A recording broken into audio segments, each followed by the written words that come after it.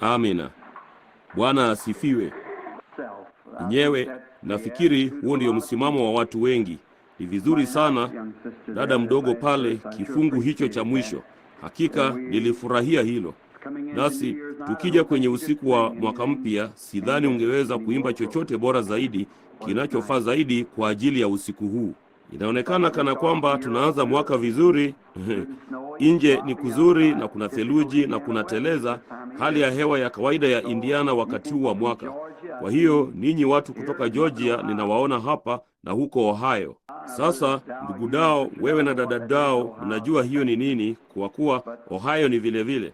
Na bali tunaenda kwenye nchi ambamo hakuta na yoyote ya hayo. Jambo ndilo hilo. Huu ni usiku wa mwaka mpya, mkesha. Halo, kila mtu ana nadhiri iliyoandikwa na ahadi utakayofanya kwa ajili ya mwaka mpya. Kisha yapata kesho kutwa zote zitakuwa zimevunjwa. Na kwa hiyo unajua, unafungua ukurasa mpya kila mwaka, kisha unarudi nyuma kesho yake asubuhi ukaivunja tena. Bali kuna jambo moja tu ambalo ningetaka kusema, na hilo ni kwamba kama vile Mtume Paulo alivyosema, nikisahau mambo hayo yaliyo nyuma, makosa yangu yote na mambo ambayo nimefanya, ninakaza mwendo niifikie mede ya wito mkuu katika Kristo. Hayo ndiyo majuto pekee nilionayo, ni makosa yangu ya mwaka uliopita na sehemu iliyopita ya maisha yangu. Nami ninamuomba tu kwa unyenyekevu neema nipate kukaza mwendo kuifikia mede ya wito mkuu.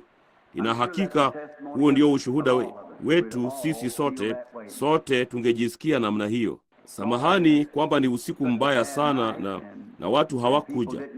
Nami nilimpigia simu ndugu Neville, hata sikujua kama angeweza kufika hapa au la. Halafu ndugu Skeggs akaja, naye anatoka huko chini kabisa Kentucky, ambako kuna kina cha futi 3 ama zaidi huko chini.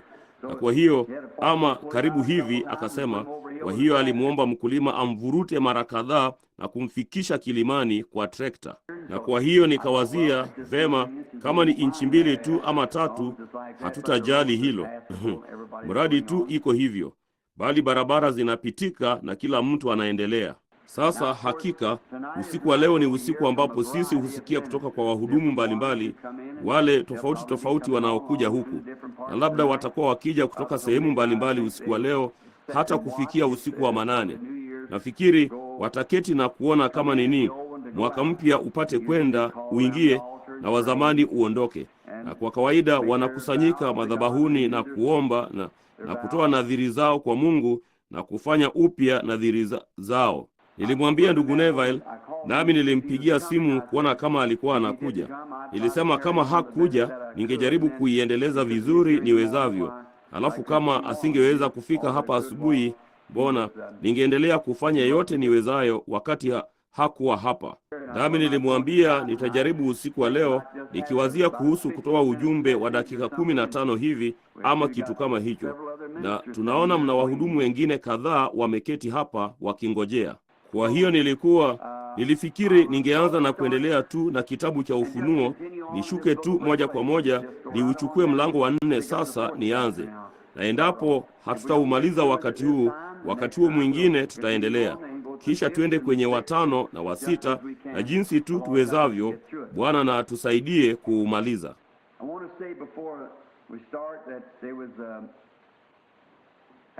Ninataka kusema kabla hatujaanza ya kwamba nilitembelewa muda mfupi uliopita kutoka ndugu Drummond Thom na mkewe. Huyu ni mama na baba yake wameketi hapa usiku wa leo. Nao ndio kwanza warudi kutoka Afrika ambako wamekuwa na ibada kuu za kuokoa nafsi na uponyaji wa kiungu. Maskini mama huyu alichukua nini yake, ninaamini mahali pa nyanya yake hivi majuzi, na kufanya ibada ya magereza, nao wenye dhambi wanamjia Bwana na kadhalika. Ilikuwa ni ajabu sana jinsi Bwana anavyowatumia hao mume na mke wachanga.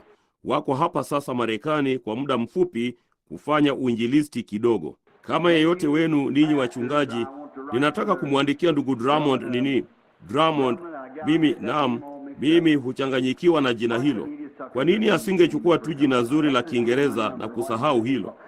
Hebu tumpe tu namba fulani, Mwasemaje? Kwa sababu siwezi kulitamka hilo. La, sidhani nusu yetu tunaweza. Drummond, mnafikiri ndiyo njia sahihi ya kulitamka. Na dada Charlotte, kama yeyote wenu angetaka kuwa nao, hakika ningetaka kuwasikia wameingia kanisani mwenu. Mama huyu dada Charlotte, yeye ni mtoto tu. Alikuwa akitoa ushuhuda kule juu muda mfupi uliopita kwa mida juu ya matukio waliokuwa nayo Afrika, nami nawaambia ulikuwa Bili, ulizirudisha nyakati za kale tena. Ilisikika kama ni kuzungumza Kiafrikana. Na kwa hiyo vita vinaendelea kule kama tu vinavyoendelea hapa. Kama mtu yeyote angetaka kuwa na ndugu Drummond kwa ajili ya na dada Charlotte kwa ajili ya kampeni kanisani mwao, kama mngetaka, mumpigie tu ndugu Tony Zabel pale kwenye Melrose 73945.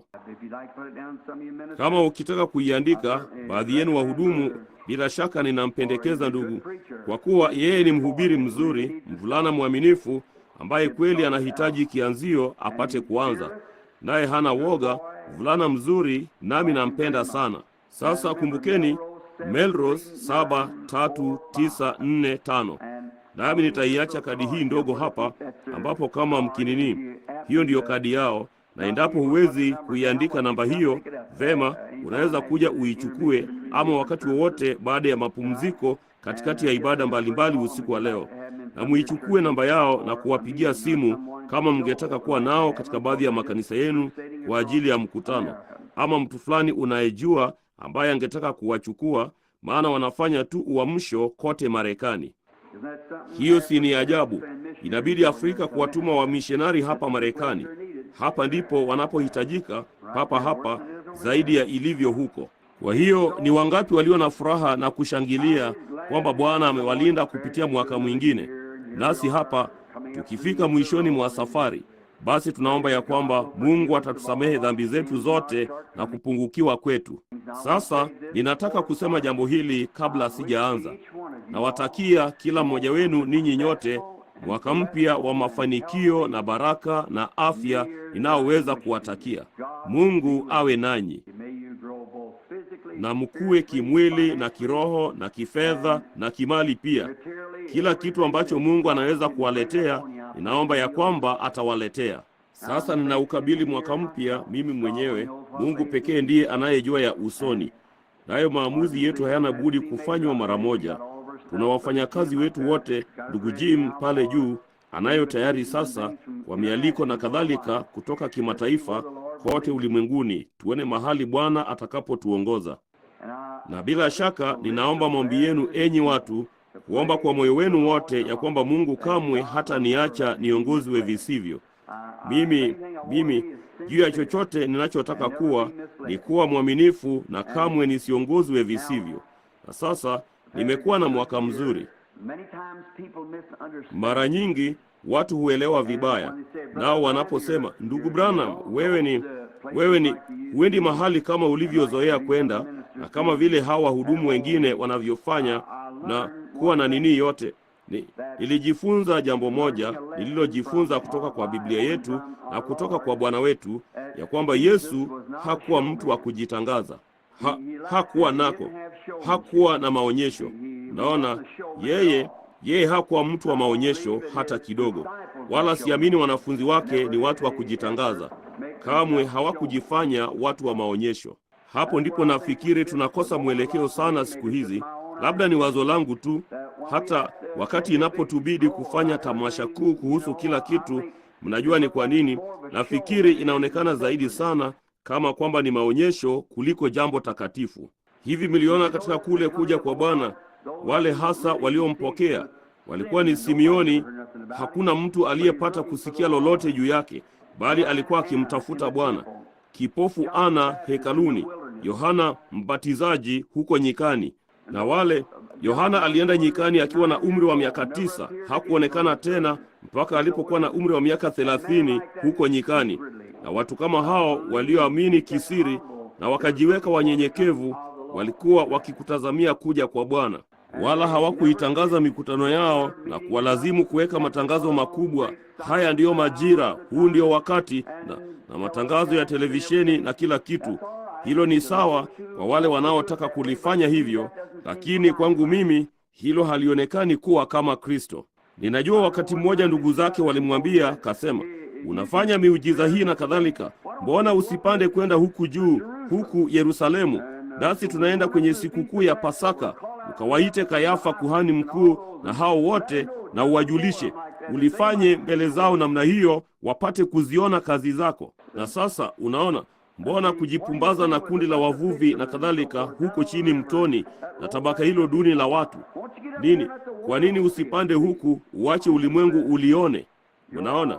Yesu akasema, wakati wenu upo siku zote, wakati wangu haujaja bado.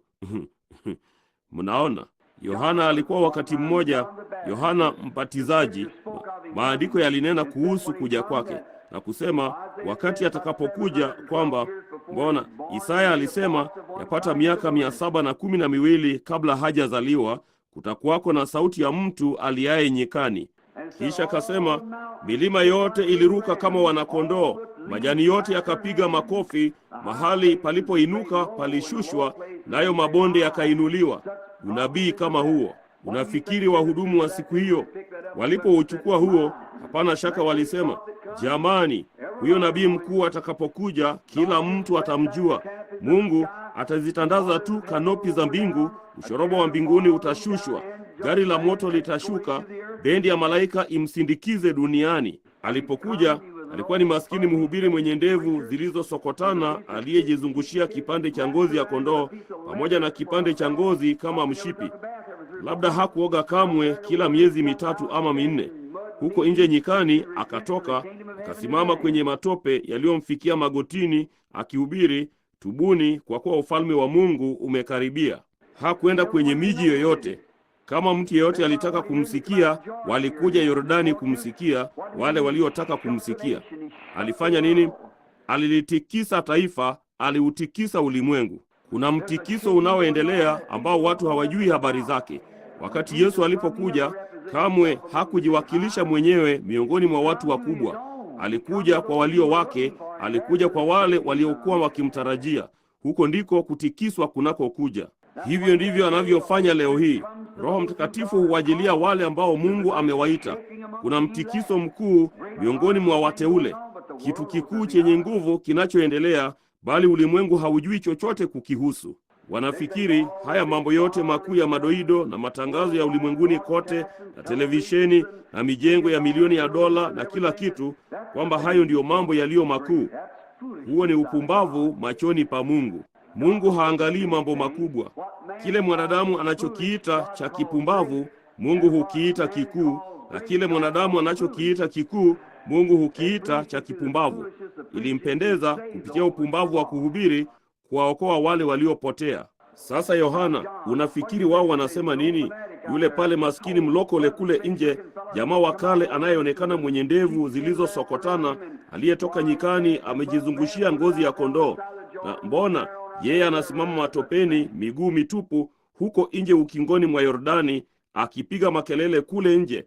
Ni nani aliyewahi kusikia kitu kama hicho? Wakati Yesu alipokuja, Masihi aliyezaliwa huko kwenye zizi la ng'ombe, juu ya lundo la nyasi kavu, huku ng'ombe wakilia, na unamaanisha akiwa na mama mwanaharamu, wakati baba yake mamaye alikuwa mjamzito kabla hawajafunga ndoa. Mbona alizaliwa nje ya ndoa takatifu? Ati jamaa huyo, no jamani, unaona? Lakini lilikuwa ni jambo kuu. Kamwe hawakulijua hilo. Unaona, hawakulijua.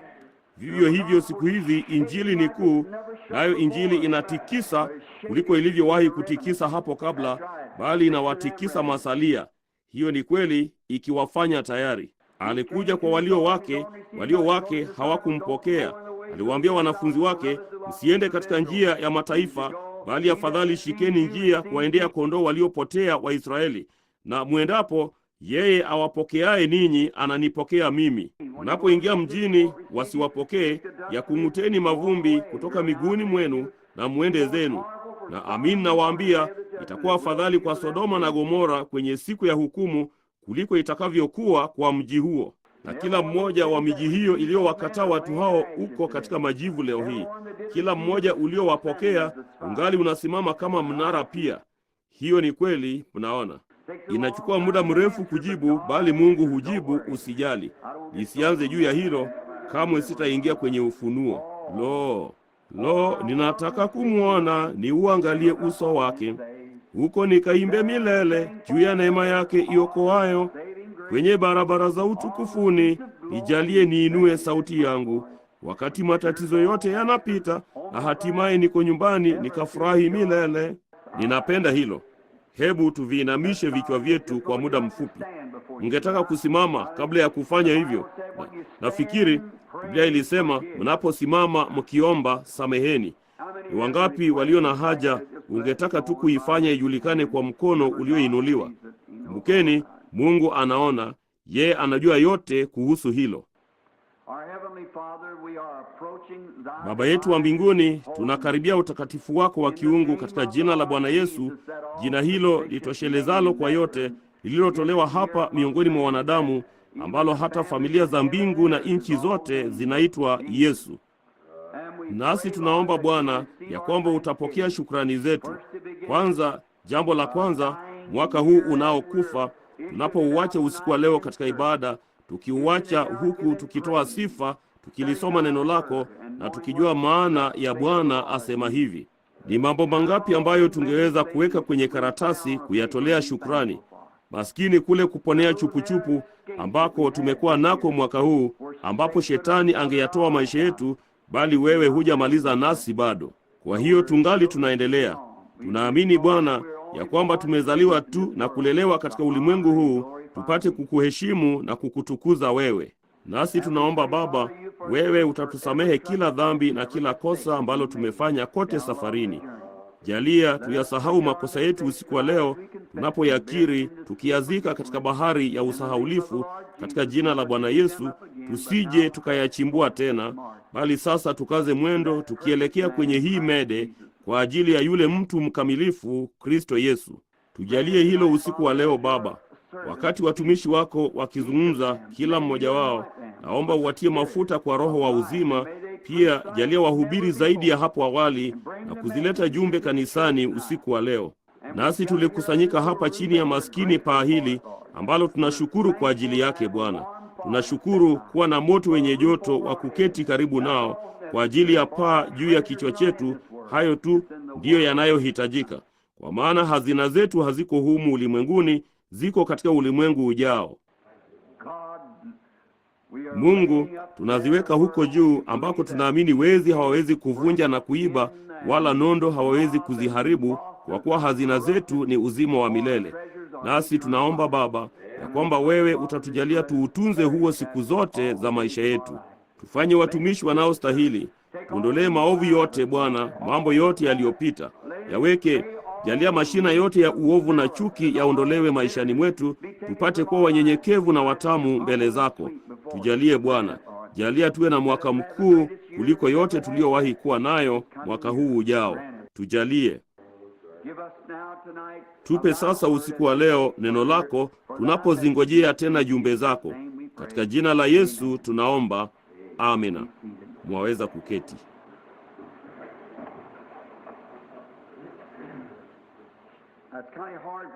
Sasa kwa namna fulani ni vigumu kwangu kuiona ile saa pale, nami sitaki kuwafanya ndugu zangu kungojea sana. Kwa hiyo nitajaribu kuharakisha upesi niwezavyo na kuimaliza sehemu hii. Na labda endapo hatutamaliza, basi kesho asubuhi tutajaribu labda kuendelea, Bwana akipenda. Halafu basi iwapo ndugu Neville hata kuja huku ama chochote kile, vema, basi nitajaribu Bwana akipenda kuwa hapa kuiendeleza ibada ya shule ya Jumapili.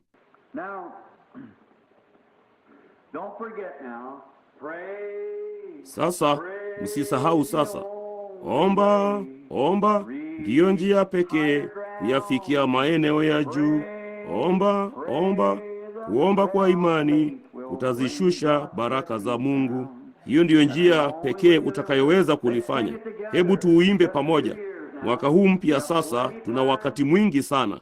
Hebu tuombe ndiyo njia pekee ya kuyafikia maeneo ya juu. Kuomba kwa imani utazishusha baraka za Mungu. Kwa hiyo kama kuomba kwa imani hushusha baraka za Mungu, na tuendelee kuomba. Nina furaha sana usiku wa leo. Tuna nyuso mpya katika ufalme wa Mungu ambazo hazikuwamo mwaka uliopita, na mimi ninaendelea tu kuomba ya kwamba zitaendelea kuongezeka zaidi na zaidi wakati wote, wala nusu haijaweza kusimuliwa jinsi itakavyokuwa upande ule mwingine. Sasa tutafungua mlango wa 4 wa Ufunuo. Kuna mtu anayehitaji Biblia? Tunazo Biblia kadhaa hapa ikiwa ungetaka kutufuata. Vema, mmoja wa mabawabu na aje huku sasa. Tunazo Biblia chungu nzima hapa. Mmoja wa wadhamini mabawabu ama yeyote yule aje hapa mara moja. Ndugu Zabel, hebu mwingine mmoja aje pia, kama ukitaka kuchukua tu pande zote mbili, na tutaenda moja kwa moja kwenye marefu ya kanisa.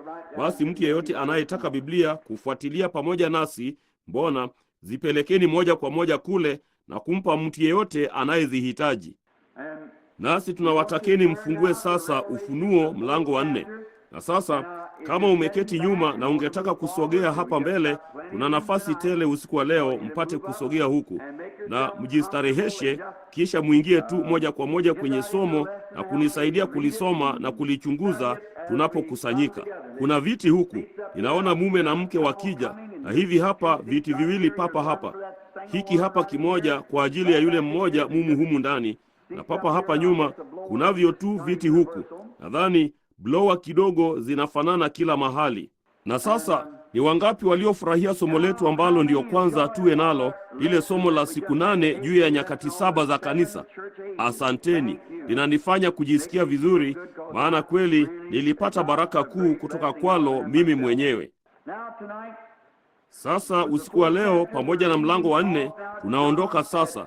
Yohana alikuwa ameunenea wakati wa kanisa la Laodikia, na katika wakati huu wa kanisa la Laodikia ulikuwa ndio wakati wa kanisa uliochafuliwa kuliko zote. Nasi tuliona jambo la kuhuzunisha sana katika sehemu ya mwisho ya wakati wa kanisa la Laodikia, Yesu akisimama nje ya kanisa lake mwenyewe, ambapo alikuwa ametolewa nje, akibisha mlangoni, akijaribu kurudi ndani. Si ni dhambi hiyo? Nafikiri hilo ni moja la maandiko ya kuhuzunisha sana niliyowahi kusoma. Yesu nje ya mlango wake mwenyewe, nalo kanisa lake lilikuwa limemfukuza, naye alikuwa akijaribu kurudi ndani kuwaokoa tu. Mtu yeyote atakayefungua aniruhusu kurudi nyumbani mwangu mwenyewe, nitakula pamoja naye, naye pamoja nami. Hilo si ni la kuhuzunisha?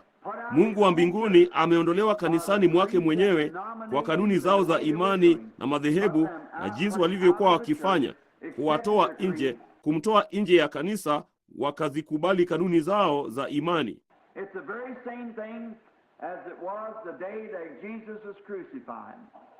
Ni jambo lile lile kama lilivyokuwa wakati Yesu aliposulubiwa.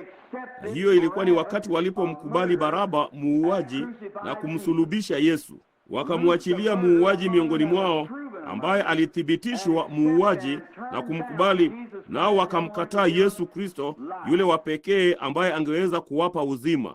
Na hilo ndilo jambo lile lile kila dhehebu na dhehebu la Kipentekoste linalo leo hii. Wanaona kwamba madhehebu hayo yanakufa tu mara yanapounda madhehebu. Hapaja kuwapo na moja katika kurasa za historia ambalo liliwahi kuunda dhehebu na ambalo lilipata kufanya lolote ila kufa mara moja. Ishara zote, maajabu na karama ziliwaacha na kila kitu kingine mara walipounda dhehebu. Na badala ya kumkubali Bwana Yesu awape uzima, walirudi moja kwa moja na kumfungulia Baraba miongoni mwao tena. Hilo si ni jambo baya sana? Si ajabu Mungu aliondolewa moja kwa moja kanisani mwake, naye amesimama akibisha wakati wa mwisho wa kanisa, akijaribu kurudi ndani. Sasa tunaona ya kwamba Ufunuo umegawanywa katika sehemu 3. Ya kwanza ni milango mitatu. Ya kwanza inahusu kanisa, ujumbe, malaika, wa wale malaika wa kanisa, na kutoka ndipo linatoweka pale pale kwenye mlango wa 3, halionekani tena mpaka mlango wa 19. Katika mlango wa 19 linarudi. Kati ya wakati huu Mungu anashughulika na Wayahudi. Halafu tangu wakati huo na kuendelea ni kati ya kule kuja kwa ule mji mkuu wa Yerusalemu na kule kutiwa muhuri kwa watu wa Israeli na kadhalika, wakati wa mwisho. Sasa basi, usiku wa leo tunaondoka. Mara baada ya haya, Yohana alikuwa ameona katika kisiwa cha Patimo. Ni wangapi wanaokumbuka Patimo ilikuwa umbali gani kutoka pwani? Ilikuwa ni umbali gani? Yapata maili 30, hiyo ni kweli, kutoka pwani. Na kuzunguka Patimo ilikuwa ni umbali gani? Mnakumbuka baadhi ya ile jiografia? Yapata maili 15 kukizunguka. Na kilitumiwa na Warumi kwa kuhamishia, kuwaweka wafungwa huko nje. Naye Yohana alikuwa huko nje kwa sababu gani? Alifanya nini? Je, aliiba kitu fulani? La, alikuwa walimweka huko nje kwa maana alikuwa akiwasumbua watu ama kufanya uovu? La, alikuwa huko nje kwa sababu gani? Kwa ajili ya neno la Mungu na ushuhuda wake, kwa ajili ya kuihubiri Injili. Na je, lolote linaweza kumpata Mkristo pasipokuwa ni kwa ajili ya manufaa kabisa? La, la, la. Basi kwa nini Mungu akampeleka huko nje peke yake kisiwani kutupatia kitabu hiki cha Ufunuo? Unaona, Mungu anaweza tu kuyafumba macho ya Ibilisi wakati wowote anaotaka, sivyo? Anaweza tu kwa urahisi. Ninampenda tu kwa sababu hainibidi kuwa mwerevu. Mnaona? Sasa kama ningalikuwa mwerevu, ningejaribu kusahau yote kulihusu, maana ninajua hakuna mtu angaliweza kuwa mwerevu kama yeye. Na kwa hiyo nina nini tu, chochote nilicho nacho ninajitolea kwake na kufanya tu kile yeye anachosema nifanye. Hivyo tu. Wakati mwingine ni kinyume sana na vile ninavyowazia ilivyo, lakini ninajua kama yeye anaongoza, yeye ni mwerevu, anajua analofanya, sijui mimi. Kwa hiyo ninamwacha tu yeye alifanye. Mnaona? Ndipo ni nini tu, ni sawa. Mnaona? Kwa hiyo ninamwacha tu alifanye. Jambo ndilo hilo, ndugu Neville. Naam Bwana, namwacha tu alifanye. Unaona, yeye ndiye anayejua analofanya, sijui mimi. Unaona, kwa hiyo sijaribu kuwa na mapambo makubwa sana na kadhalika, na kujinyenyekeza tu na kusema mimi hapa Baba, wakati wowote unaponitaka. Kwa hiyo ninaendelea moja kwa moja namna hiyo, na siku zote linatokea vizuri. Kwa hiyo Yohana, usingekuwa na kitabu cha Ufunuo kama haikuwa ni Yohana. Na kama Yohana asingalikwenda huko kisiwani, hiyo ilikuwa ni njia ya Mungu ya kutupatia kitabu cha Ufunuo. Alikuwa huko nje, na fikiri yapata miaka 3, na juu ya kile kitabu akaandika kitabu cha Ufunuo. Sasa ndipo tunapomwacha kwenye ule mwaliko wa mwisho wa kifungu cha 22 cha mlango wa 3. Aliye na sikio na alisikie neno hili ambalo Roho ayaambia makanisa.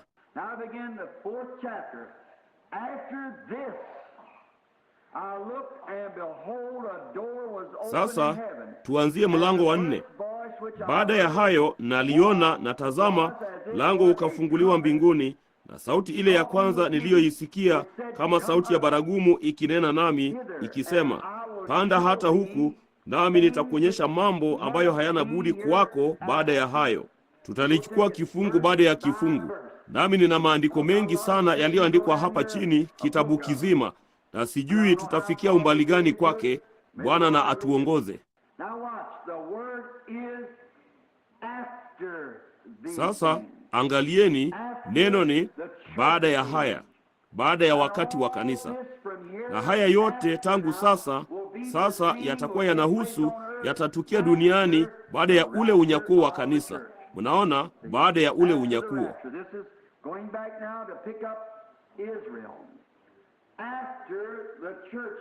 Hii inarudi tena sasa kuwachukua Israeli baada ya wakati wa kanisa, baada ya nyakati za kanisa. Nazo kanisa halionekani tena mpaka Ufunuo mlango wa 19, wakati linaporudi pamoja na bwana harusi wake. Mungu asifiwe kwa ajili ya harusi. Hebu tusome tu hilo. Mngetaka kuyasoma maandiko haya wakati tukiendelea? Vema, hebu tufungue Ufunuo 19. Vema Bwana, Ufunuo 19. Hebu tuanzie kwenye kifungu cha 7, Ufunuo 19. Huu ni wakati kanisa litakapoonekana tena. Halionekani tena mpaka kwenye mlango wa 19.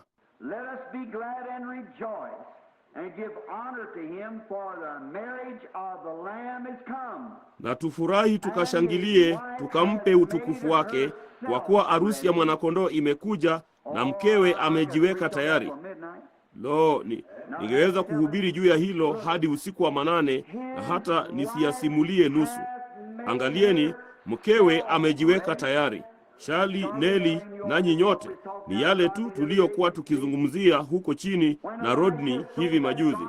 Unaona, wakati Elisha alipolitupa vazi hilo juu ya Eliya, ama Eliya alipolitupa juu ya Elisha, alinyosha mkono akalichukua tena, akalivaa na kutembea nalo hata akavuka Yordani, kisha akapanda mlima na kupanda gari la farasi akalishusha tena. Mkristo anapookolewa mara ya kwanza, uso wake unaelekezwa kwa Kristo, ndipo ana jambo la kufanya yeye mwenyewe.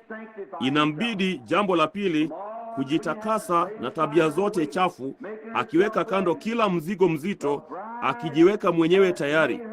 Bibi harusi amejiweka tayari mwenyewe. Inanikumbusha juu ya hadithi ndogo, sina budi tu kuisimulia kabla hatujaendelea. Huko magharibi huku, wakati fulani uliopita, miaka mingi, kulikuwako na Amo and Swift Packing Company iliyokuwa mashuhuri. Jinsi wanavyofanya, wanakuja huko nje na kununua ng'ombe na kununua maranchi.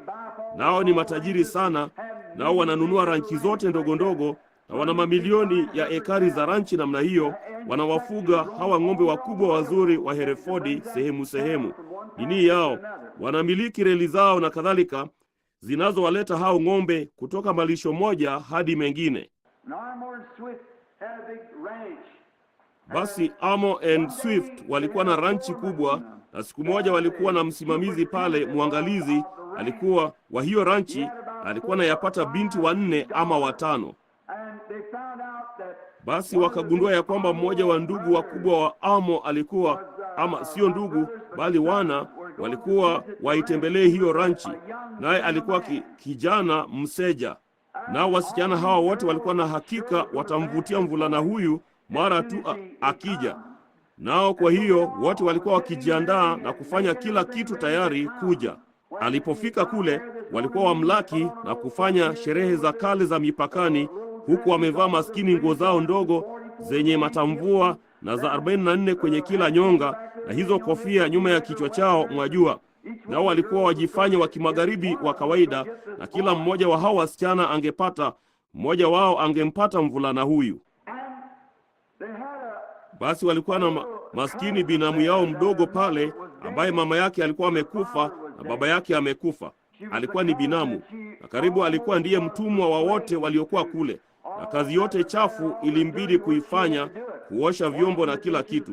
Naye hakuwa na nguo, ilimbidi kutegemea za kuachiwa. Na kwa hiyo wakati ulipowadia wa huyo mvulana kuwasili, wote walikuwa na mikokoteni yao ya farasi, na wakaondoka moja kwa moja kwenda stesheni kumlaki. Nao walikuwa wakirusha risasi huku farasi wakilia na kadhalika. Basi wakamleta kwenye ranchi, na usiku huo walikuwa na sherehe kubwa. Ndipo wakaenda huko nje kwenye malundo ya nyasi kavu na uzio wa boma, na wao wakaimba na kucheza dansi, na kote usiku kucha. Alikuwa kule kwa siku 2 ama 3. Maskini binamu huyu. Sasa nitafananisha hili na kitu fulani. Sasa binamu zetu ambao wamevalia kweli kweli, minara pia mikubwa na makanisa mazuri, na inaonekana kana kwamba endapo kuna jina lolote chafu, halina budi kupewa Wapentekoste kitu kibaya. Wao hufanya kosa pia, bali hakuna lolote linalosikika. Unaona, wao kwa namna fulani ni wangwana, kwa hiyo wao husikii kuhusu hilo. Lakini acha mhudumu fulani wa Kipentekoste afanye kosa wakati mmoja, na ndugu, na kuambia watalieneza kote nchini katika kila gazeti. Naam Bwana. Acha ndugu fulani wa Kipentekoste amuombee mtoto naye afe, kila gazeti nchini litalitangaza. Uponyaji wa kiungu ni ulokole. Vema, basi mbona wasiweke kila kisa gazetini ambacho daktari anapoteza?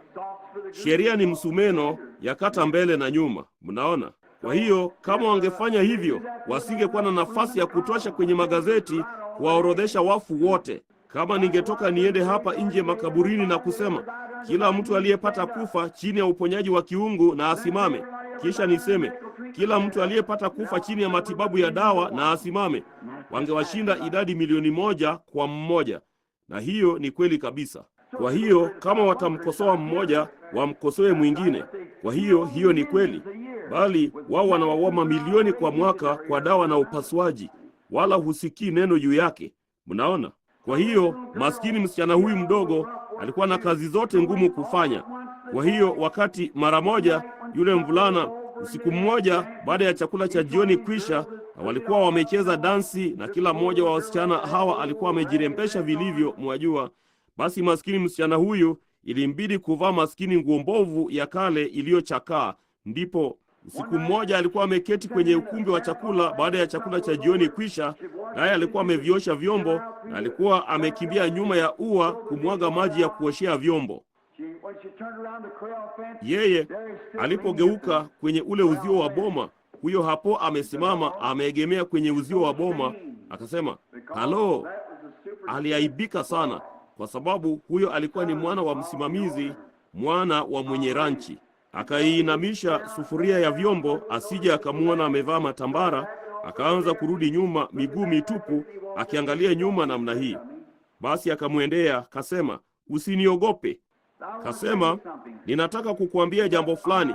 Akasema, "Nilikuja huku kwa kusudi moja, nimekuja kutafuta mke." Kisha kasema, "Nimekuwa nikitafuta kila mahali." Kasema, "Sikutaka kuoa yeyote wa hao wasichana huko mjini, ninataka kupata niliyefikiri ni mke halisi." Kisha kasema, "Katika wote ambao nimewaona, nimekuwa nikikuona wewe mahali hapa, nami nimepata kujua kupitia watu wengine kwamba wewe ni binamu." Kasema, "Hiyo ni kweli Bwana." Kasema, "Nataka kukuuliza jambo fulani. Je, utakubali nikuoe?" Mbona hakujua la kufanya. Alikuwa amechanganyikiwa sana, hakujua jinsi ya kumjibu mtu huyo. Karibu tu niwazie alivyojisikia. Nanyi je?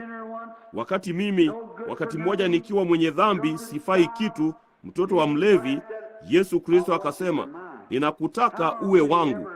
Angewezaje kamwe kumjia mtu kama mimi? Angewezaje kusema kamwe, "Nitakupa makao mbinguni"? Angewezaje kusema, "Nitakuokoa"? Muovu kama mimi, ingewezekanaje? Lakini alilifanya. Akasema, "Bwana, mimi sistahili, nisingeweza kuwa mke wa mtu kama wewe." Kasema, "Kwa sababu umezoea mambo makubwa, wala mimi sijui kitu kuyahusu, mimi ni maskini." Akasema, "Lakini wewe ndiwe chaguo langu." Basi sililikuwa ni jambo zuri wakati Yesu alipokuambia hivyo. Ulijua hukustahili kuwa Mkristo. Wewe hapakuwapo na jambo ungaliweza kufanya, bali yeye si kitu. Yeye alikuchagua tu. Mnaona? Yeye ni wema wake, rehema yake ambapo alikuchagua. Hukumchagua yeye, unajua, yeye alikuchagua. Hiyo ni kweli. Akasema, si nini? Akasema, "Usiziangalie nguo zako." Mimi siziangalii nguo zako, ninaangalia kile ulicho. Akasema, "Je, utakubali nikuoe?" Na hatimaye mapatano yakafanywa. Naye akasema, "Mwaka mmoja tangu leo nitarudi, uwe tayari.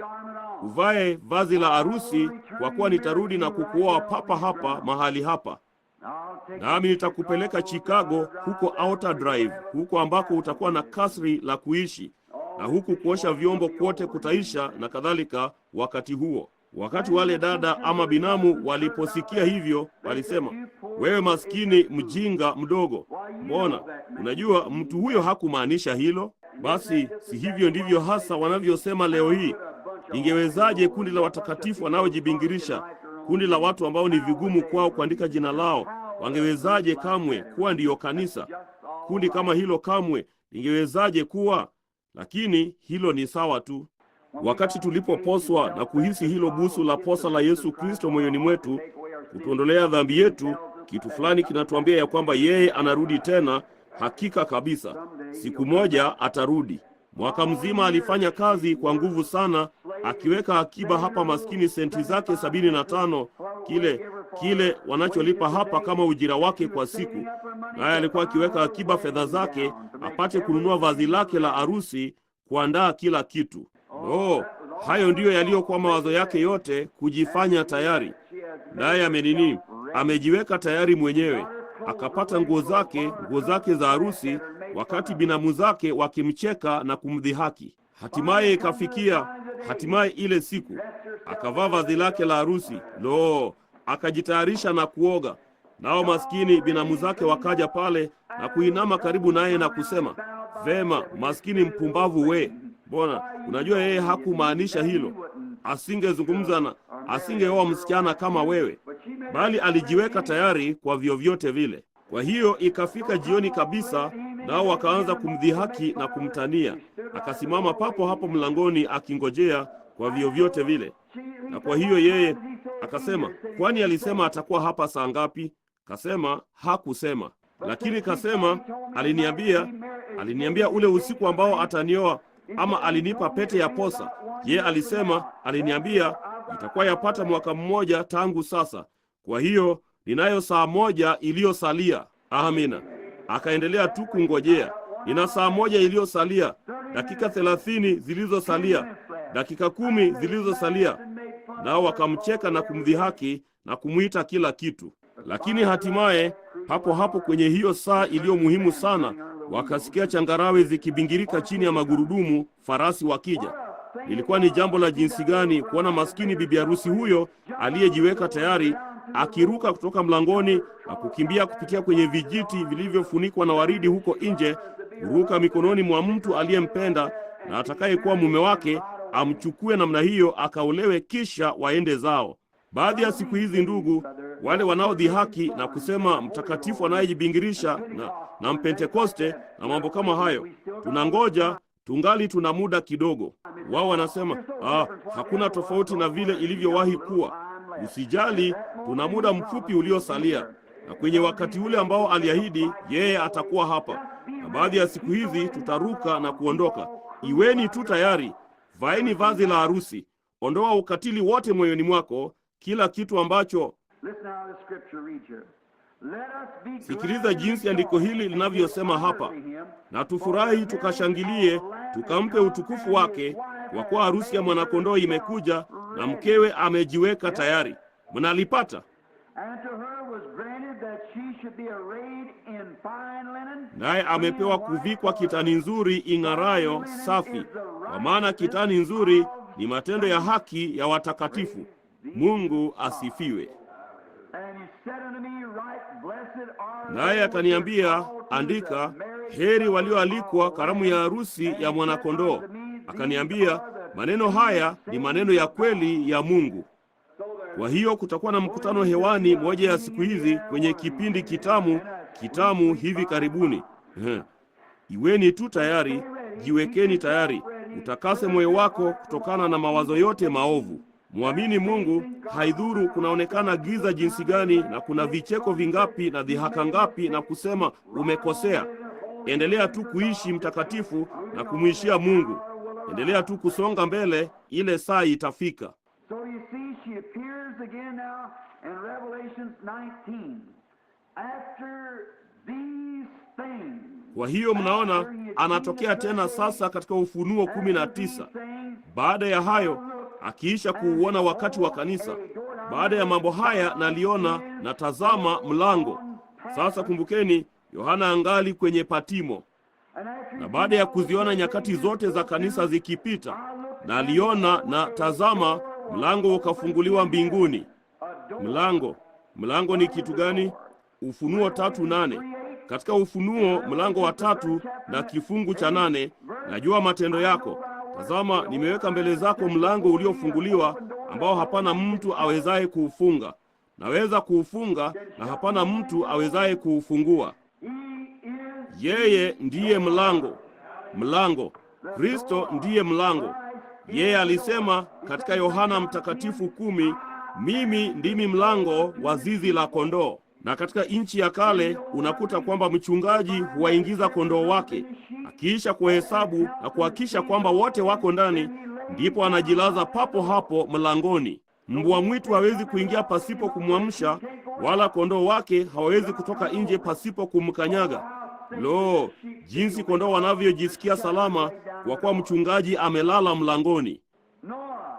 in the Old Testament stood in the Nuhu door katika Agano la Kale alisimama katika mlango wa safina. Lo, sikilizeni, nitasema jambo fulani. Alisimama mlangoni akawahubiria toba na haki watu waliomcheka. Na kwenye mlango huo huo aliposimama, hakuna mtu angaliweza kuingia kwenye safina ila kwa mlango huo mmoja. Hapakuwapo ila na mlango mmoja kwenye safina.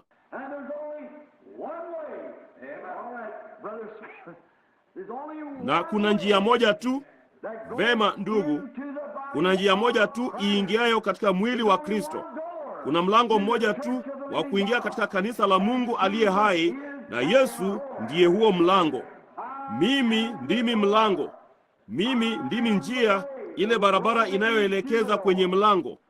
Mimi ndimi mlango wa zizi la kondoo. Yeye aliuambia wakati huu wa kanisa, nimeweka mbele yako mlango uliofunguliwa. Alisema hayo kwa wakati wa kanisa la Methodisti, wakauacha wakaingia katika dhehebu. Lakini nimeweka mbele zako mlango uliofunguliwa.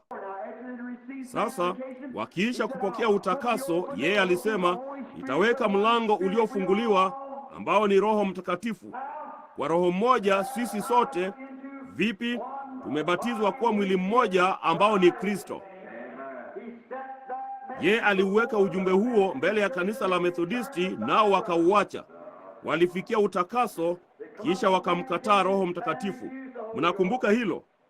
Huo mlango uliofunguliwa. Unaingiaje ndani ya Kristo? Kwa Roho mmoja, Roho Mtakatifu ambaye ni Roho wa Kristo. Tumeingia si kwa kupeana mkono, sio kwa kunyunyizia, bali kwa ubatizo wa Roho Mtakatifu mmoja. Tumebatizwa sote kuwa mwili mmoja na kufanywa washiriki wa mwili huo. Ubatizo wa Roho Mtakatifu mmoja, kuingia katika huo mlango. Mlango huu umewekwa mbinguni. Mlango huo, wakati alipoangalia juu, alimwona Bwana Yesu. Angalieni tu hii sehemu yake nyingine. Mlango huo, Bwana Yesu. Na aliangalia, na tazama, mlango ukafunguliwa mbinguni, na sauti ile ya kwanza niliyoisikia ilikuwa sauti ya baragumu. Sasa mandhari inabadilika. Yohana amekuwa akiangalia Patimo na sasa anaangalia juu. Kwa nini? Ameona kitu kilichoendelea hapa duniani, hizi nyakati za kanisa, kote katika nyakati 7 za kanisa.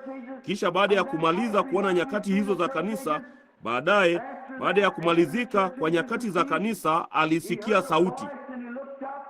Ndipo akaangalia juu mbinguni, akaona mlango uliofunguliwa, nayo sauti ya kwanza ilisikika kama baragumu. Vema, mandhari ikabadilika kutoka Patimo ikawa mbinguni. Sauti ilikuwa ni sauti ile ile iliyotembea katikati ya vile vinara vya taa 7 vya dhahabu. Sauti ile ile. Hiyo sauti haikubadilika. Lakini ile sauti ilikuwa wapi wakati alipoisikia kwa mara ya kwanza? Ni wangapi wanaokumbuka katika wakati wa kwanza wa kanisa? Nyuma yake, nilikuwa katika Roho siku ya Bwana. Ufunuo 1:10. Kwa hiyo yeye katika Roho. Ukitaka kuandika hilo katika Ufunuo 1:10 na 13. Nilikuwa katika Roho siku ya Bwana, nikasikia nyuma yangu sauti kama ya baragumu, nayo ilisikika kama maji mengi. Ndipo nilipogeuka kuangalia, nilimwona mmoja amesimama katikati ya vinara vya taa 7 vya dhahabu. Sasa akiisha kumwonyesha siri hiyo yote ya hivyo vinara vya taa 7 vya dhahabu, ameshika zile nyota 7 na amevaa wigi nyeupe na kadhalika, na miguu kama shaba na macho kama moto, hiyo mifano. Ndipo aliposikia sauti ile ile, angalieni, ikinena kutoka mbinguni. Basi akaangalia juu, akaona mlango uliofunguliwa. Lo, mlango uliofunguliwa mbinguni. Unaingiaje mle? Kwa Kristo Yesu, mlango huo mmoja, njia moja, hakuna njia nyingine. Mtu yeyote anayeingia kwa njia nyingine yoyote, huyo ni mwizi na mnyang'anyi. Na kwenye ule mfano wa yule aliyepanda juu, naye alikuwa kwenye karamu ya harusi bila ya kuvaa vazi, alipatikana na hatia, ndipo akafungwa na kutupwa katika giza la nje. Njia moja pekee ya kuja kwenye karamu ya harusi. Ninaamini nilihubiri juu ya hilo hapa si muda mrefu uliopita. Wakati wote bwana harusi, wakati mtu anapooa kwenye nchi ya kale, hana budi kutoa mialiko mwenyewe, inambidi kutoa mavazi rasmi mwenyewe. Kwa hiyo alipokutana na mtu huyu pale, yeye ameketi kwenye meza ya chakula cha jioni. Ni wangapi wanaokumbuka mfano huo? Hakika ninyi mnaoisoma Biblia. Basi akampata mtu kwenye meza ya chakula cha jioni asiye na vazi la harusi. Ni kitu gani? Bwana harusi husimama mlangoni na wote wanakuja na mwaliko. Hakuna mtu awezaye kuja kwa Baba isipokuwa kwa njia ya mimi. Wote alionipa Baba ama walioalikwa watakuja kwangu. Hawa hapa wanakuja, wanatoa mwaliko wao, bwana harusi, kusudi kila mtu afanane na mwingine. Hilo ndilo jambo moja kuhusu ile dini nzuri ya mtindo wa kale ya Roho Mtakatifu. Inawafanya wote wafanane. Kama ni matajiri ama maskini, wafungwa ama walio huru, weusi ama weupe, wanaume ama wanawake, wote ni mmoja katika Kristo Yesu. Basi bwana harusi alisimama mlangoni na kupokea mwaliko, akamvisha jamaa huyu vazi rasmi. Kwa hiyo matajiri na maskini wote walifanana. Hivyo ndivyo ilivyo katika ufalme wa Mungu.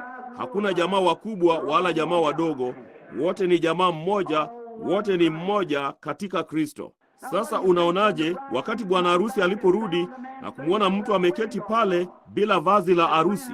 Kasema, rafiki, uliingiaje humu? Ndipo akasimama ameduaa.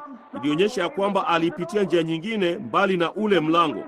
Alipitia dirishani, alipitia mlango wa nyuma. Naye alimuita rafiki. Ilionyesha alikuwa ni mfuasi wa kanisa. Rafiki, uliingiaje humu bila vazi? Sasa Yesu alisema hivi yeye mwenyewe. Ndipo akamuita bawabu, akasema, mfunge mguu na mkono. Naye akatupwa kwenye giza la nje, ambako kutakuwa na kulia, kuomboleza na kusaga meno. Hayo ni maneno ya Kristo mwenyewe. Kweli, alitupwa nje kwa sababu ilithibitika pasipo na vazi la harusi, yeye alipitia njia nyingine mbali na ule mlango. Kama angalipita kwenye mlango, angalipokea vazi la harusi. Sikilizeni hili. Basi ikiwa vazi la harusi ni ubatizo wa Roho Mtakatifu, tutawakilishwaje kwa njia nyingine yoyote? Ikiwa wakati wa kwanza wa kanisa ilibidi uje kupitia mlango huo, Kristo Yesu, kubatizwa katika jina la Yesu Kristo, kuupokea ubatizo wa Roho Mtakatifu, kuvaa vazi la harusi, tunakujaje kwa njia nyingine yoyote? Ukija kwa njia ya Methodisti, kwa ya Baptisti, ama kwa ya Wapentekoste, ama dhehebu lingine lolote, utafungwa na kutupwa kwenye giza la nje. Huna budi kuja kwa njia ya Kristo Yesu, njia, mlango, kweli, uzima. Amina. Vema, sauti ile ile, Ufunuo 21 ama Ufunuo 1:10 na 13. Nami ninawatakeni muone ile sauti aliyosikia ikizungumza naye ilikuwa na udhahiri wa baragumu. Mnajua jinsi baragumu inavyolia, inatoa sauti kali. Baragumu inamaanisha nini katika Biblia? Vita. Wakati wowote unapoona baragumu ikipigwa katika vita, katika wakati wa Biblia, sauti yake ilimaanisha vita ama ufunuo fulani ama jambo fulani litakalotukia. Sasa yeye, baada ya zile nyakati za kanisa kumalizika na kila kitu kuwekwa tayari, iliweka tayari yale mandhari ya mlango wa 4 hapa. Nyakati za kanisa zilikuwa zimekwisha. Alikuwa tayari ameondoka duniani. Mnaona? Kumbukeni ile sauti iliyonena naye nyuma yake kwenye vile vinara vya taa 7 vya dhahabu. Kazi ilikuwa imemalizika. Na sasa sauti ile ile ilikuwa ikinena huko juu mbinguni. Ilikuwa ni nini? Alikuwa tayari amewakomboa watu wake. Kazi yake ya duniani ilikuwa imekwisha, naye alikuwa utukufuni akimwita Yohana, njoo huku juu. Amina. Hilo linanifanya nijisikie kupiga makelele kwenye mkesho wa mwaka mpya. Jamani. Haya basi, mnaona tayari, njoo huku juu. Vita. Haya ndiyo mandhari ya vile vita vikuu. Watu walioukataa ujumbe wa Mungu, waliomkataa Roho Mtakatifu, yule mjumbe wa yale makanisa 7, wale waliokuwa wameukataa ujumbe huu wa neema yake, hawakuwa na kitu kilichosalia, lakini hukumu ilikuwa tayari. Wakati alipokuwa akijiandaa kumwaga yale mapigo juu ya nchi, sasa, njoo huku juu na mimi nitakuonyesha yale yanayokaribia kutukia. Wenye dhambi wanaomkataa Kristo, wasio na Mungu, nitaimwaga ghadhabu yangu juu yao. Angalieni yale mandhari yake. Tunapoendelea usiku, utaendelea kupata zaidi ya hayo na zaidi ya hayo wakati wote. Hatuwezi kuingiza kila kitu hapa, inatubidi kuendelea kurejea mahali. Jinsi ambavyo litakuwa ni jambo la kuchukiza mno kwa hao wakati baragumu ya mwisho itakapolia, wakati vita vya mwisho vimepiganwa, wakati mahubiri ya mwisho yamehubiriwa, wakati wimbo wa mwisho umeimbwa, nasi tusimame kwenye kiti cha hukumu cha Kristo. Utaulizwa, kwa nini hukulipokea? Ulifanya nini na uhai niliokupa? Utaulizwa kutoa sababu yake. Vipi basi? Mmenisikia nikiimba wimbo huo ama kuujaribu? Vipi basi? Vipi basi? Wakati kile kitabu kikubwa kitakapofunguliwa, vipi basi? Wakati wale wanaoukataa ujumbe wataulizwa kutoa sababu, vipi basi? Utasimama pale hakika tu kama vile kitabu hiki kilivyoandikwa. Utasimama pale na kuulizwa sababu. Inatufaa sisi, ndugu yangu, dada, inatupasa kama wana na binti za Mungu kujichunguza kila saa ya siku. Paulo alisema, mimi hufa kila siku. Hata hivyo ni hai, si mimi, bali Kristo anaishi ndani yangu. Naona, jichunguze, kwa kuwa hujui ni wakati gani utakapoitwa kujibu huko juu. Sasa kasikia sauti ya baragumu. Vema, angalia yale Yohana aliyosema hapa katika sehemu ya mwisho ya mlango huu wa kwanza. Sauti ile ya kwanza ilikuwa kama sauti ya baragumu ikinena nami ikisema, panda hata huku, panda hata huku. Nilikuonyesha nyakati za kanisa duniani, sasa njoo huku juu, nitakuonyesha jambo linalotukia huku juu. Mnaona, Kristo alikuwa ameondoka duniani wakati huo, alikuwa ameenda juu utukufuni, wakati wa kanisa ulikuwa umekwisha. Ilionyesha kwamba Roho wake alikuwa amemaliza kazi hapa, naye alikuwa ameenda utukufuni, na alikuwa akimuita Yohana apande juu, naye akamwonyesha yale mengine yatakayotukia. Panda hata huku. Sasa tunaona Yohana mlango wa pili, kifungu cha pili. Angalieni upesi. Yohana aliongezea hivi, mara. Amina. Kama nikitenda kigeni ninajisikia vizuri tu. Yohana aliongezea, mara nalikuwa katika Roho. Unaposikia sauti ya Mungu ikisema nawe, jambo fulani linatukia. Amina. Lilitukia kwako namna hiyo? Lilitukia kwangu miaka 31 iliyopita, na kamwe sijawa yule tangu wakati huo. Wakati yeye aliposema, njooni kwangu ninyi nyote msumbukao na wenye mizigo mizito, nitawapa pumziko, lilinibadilisha. Yohana akasema, mara nalikuwa katika Roho. Roho gani? Roho Mtakatifu. Nalikuwa katika Roho, na tazama, kiti cha enzi kimewekwa mbinguni, na mmoja ameketi juu ya kile kiti. Mnaona, Yohana alikuwa ameondoka duniani sasa. Kristo alikuwa ameondoka duniani katika umbo la Roho Mtakatifu, na alikuwa amerudi kwenye ule mwili tena. Leo hii huo mwili umekaa pale kama kumbukumbu, kama dhabihu. Tutafikia hilo papa hapa chini kwenye mlango huu hapa. Lakini Roho wa Kristo alirudi apate kuishi ndani ya kanisa, kuishi ndani yetu. Sasa mara baada ya kuonyesha mwisho wa wakati wa kazi yake hapa, yeye alipaa juu mbinguni, akasema, nitakuonyesha yatakayotukia baada ya haya, baada ya nyakati hizi za kanisa. Akasema, Yohana, siwezi kuzungumza nawe huko chini tena, maana nimeondoka huku chini, nimepanda huku juu zaidi. Panda hata huku juu pamoja nami. Amina.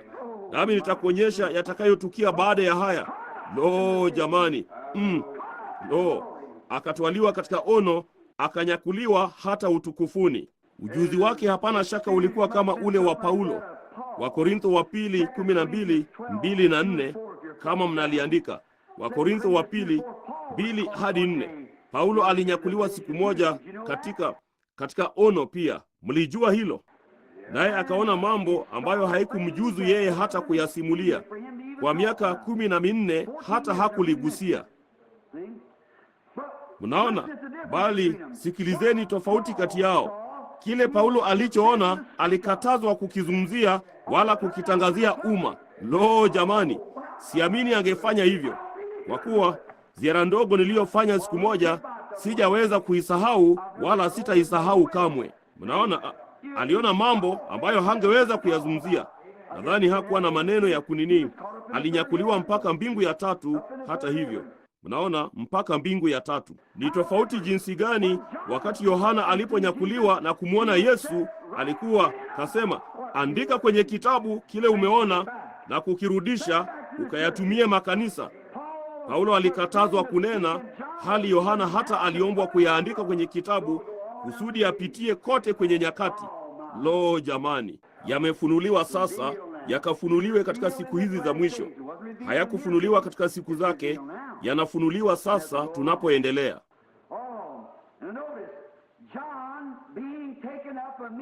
Lo, pia angalieni, Yohana akinyakuliwa mara baada ya wakati wa kanisa, alikuwa ni mfano wa kanisa lililonyakuliwa. Mara baada ya wakati wa kanisa kumalizika, wakati huu wa kanisa la Laodikia, ndipo unakuja unyakuo. Kanisa linapanda juu kama Yohana alivyofanya, kuingia uweponi mwa Mungu. Lo jamani, hilo linaizungusha tu nafsi yangu, kunyakuliwa kwenye ule unyakuo wa kanisa. Nalo lilisema mahali hapa, kitabu cha Ufunuo kiliandikwa, mnaona, mwishoni mwa wakati wa kanisa. Sasa nina jambo fulani dogo hapa ninalotaka kutatua kwa ajili ya jambo fulani ambalo limekuwa ni tatizo la muda mrefu miongoni mwa Wakristo wengi. Nami niliwazia leo nilipokuwa nikisoma, nikiyaandika maandiko na kutafuta majina na rangi mbalimbali na kadhalika, tutazifikia baada ya kitambo kidogo, pinde za mvua na mifano na kadhalika. Nilikuwa nikiandika maandiko haya hapa kusudi niweze kuyaangalia tena na kuyarejea ikiwa mimi tunapoendelea. Maana kwa kawaida kama nilikuwa nikitaka kuzungumzia jambo kama hili ingekuwa ni tofauti, ningejaribu kulijua kimoyomoyo. Lakini kwa njia hii, wakati unapokuwa na wakati mdogo tu, ningetaka kulirejea, maana limeenea kote katika maandiko huku na huku. Sasa katika Mathayo 16:13 tunaona hili, kama ninyi ambao mnayaandika maandiko. Mathayo, ukitaka kurudi, ukitaka kuifungua vema, Mathayo 16:13 ni tutageuka tu na kusoma, ndipo tutalipata vizuri kabisa. Mathayo mlango wa 16 na kifungu cha 13. Sikilizeni kwa makini sasa tunaposoma 16:13. Petro alipokuja, basi Yesu akaenda pande za Kaisaria Filipi, akawauliza wanafunzi wake akasema, watu hunena mimi mwana wa Adamu kuwa ni nani? Wakasema, wengine hunena Yohana Mbatizaji, wengine Eliya, wengine Yeremia au mmojawapo wa manabii. Akawaambia, nanyi mwaninena mimi kuwa ni nani? Simoni Petro akajibu akasema, wewe ndiwe Kristo, mwana wa Mungu aliye hai. Yesu akajibu akamwambia, heri wewe Simoni Bariona, mwili na damu havikukufunulia hili, bali Baba yangu aliye mbinguni.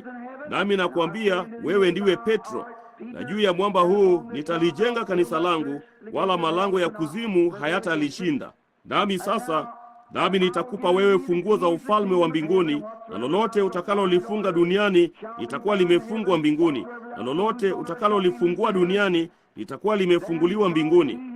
Ndipo alipowakataza sana wanafunzi wake wasimwambie mtu yeyote ya kwamba yeye ndiye Yesu Kristo. Sikilizeni kwa makini sasa. Vema, kwa kuwa wakati ulianza, tangu wakati huo akaanza, ninataka mfungue kingine. Mnaweza kukisoma chote. Fungueni kifungu cha 28 hapa, maana mnaweza kusoma hayo mengine mtakapofika nyumbani. Amin, amin nawaambieni, pana watu katika hawa wasimamao hapa ambao hawataonja mauti kabisa mpaka watakapomwona mwana wa Adamu akija katika ufalme wake. Lo, wazieni hilo. Wengine wasimamao hapa hawataonja mauti hata watakapomwona mwana wa Adamu akija katika ufalme wake. Ni tamshi la jinsi gani! Jinsi ambavyo mkosoaji anapenda kulichukua hilo na kuonyesha tu jinsi alivyo mpumbavu. Mnaona jinsi anavyopenda kulishika hilo, nalo limekwisha kutimia, nao hawajui lolote kulihusu. Mnaona vema. Baada ya maungamo ya mwamba ya Petro, ambapo tunajua ya kwamba maungamo yake ni yeye angelijenga kanisa lake juu ya mwamba huu, sio Petro akiwa jiwe dogo kama vile Katoliki ya Kirumi inavyojaribu kulisema, bali maungamo ya Petro ya ule ufunuo. Hilo ndilo kanisa. Mungu atalifunua, sio maungamo ya mtu huyu, kwa sababu baadaye alirudi nyuma. Sio maungamo ya yeye kuwa ni mwana wa Mungu, kwa sababu walijua yeye alikuwa ni mwana wa Mungu. Petro alilisema tu, bali kitu chenyewe kilikuwa ule ufunuo uliokuwa umefunuliwa kutoka mbinguni, ya kwamba yeye alikuwa ni mwana wa Mungu. Kasema, nyama na damu hazija kufundisha hilo, bali Baba yangu aliye mbinguni amekufunulia. Na juu ya mwamba huu, hayo maungamo mwamba, nitalijenga kanisa langu, na malango ya kuzimu hayatalidhuru, hayatalishinda. Natumaini hatutaishiwa na wakati upesi sana hapa sasa, tupate kuingilia hili moja kwa moja, nasi tunataka kuona jinsi hilo linavyotiririka kuingia ndani ya wanadamu. Ni hadithi nzuri papa hapa, kama tunaweza tu kuifikia. Vema, naam, maungamo mwamba, kile Petro alichokuwa, yeye angelijenga kanisa lake juu ya maungamo ya Petro. Alisema, wengine wasimamao hapa hawataonja mauti hata watakapomuona mwana wa Mungu akija katika ufalme wake. Sasa kumbukeni, yeye alinena juu ya wengine. Hao walikuwa ni zaidi ya mmoja, sivyo? Wengine wangekuwa ni wengi zaidi ya mmoja. Lakini sasa angalieni, wanafunzi wake wote walikuwa wamesimama pale, naye alikuwa akimuuliza kila mmoja wao, unaonaje juu ya hili na unaonaje juu ya lile? Bali yeye alisema, pana wengine kati yenu wasimamao hapa, wengine wasimamao hapa hawataonja mauti kabisa hata watakapomuona mwana wa Adamu akija katika ufalme wake. Lo jamani, ni tamshi la jinsi gani! Wazia, hilo lilitamkwa miaka 2000 iliyopita. Itanini, ingenini? Je, neno la Mungu ni lisiloweza kukosea? Kila neno asemalo yeye litatimia. Sasa tukitaka tufungue basi mlango wa 17 wa Mathayo, ndio unaofuata. Wakati alipochukua, siku chache baada ya hapo, yeye alimchukua Petro, Yakobo na Yohana juu ya mlima peke yao wawe shahidi. Petro, Yakobo na Yohana.